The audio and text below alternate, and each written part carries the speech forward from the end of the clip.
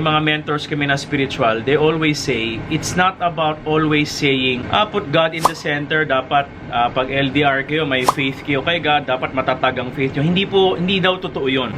In fact, baliktad yung sinasabi ng mentors namin. Sinasabi na, if you have faith in God, and you still do not deposit dun sa bawa, ang need ni Maricar, mataas kay Maricar ang physical touch, no? Which is hug, ganyan, touch, ganyan. Pag malayo si Maricar, kahit na raw malakas ang faith ko, o malakas ang faith niya, pag hindi ko siya natatouch for like 8 months, tapos meron kang office mate na lagi kang, Maricar, kumusta ka na? Ganon. Or, nag-inuman kayo, o whatever, or may touch na nangyari, nag-hold kayo ng kamay, or nag-akbayan kayo sa work, makaka-deposit yung tao na yun kay Maricar. And that will open up a door for your emotions. Kasi nga, kaya nga emotional needs, hindi siya logical needs. So, kapag na-touch na si Maricar, kasi yun ang emotional need niya, magkakaroon siya ngayon ng emotion for that office mate, no?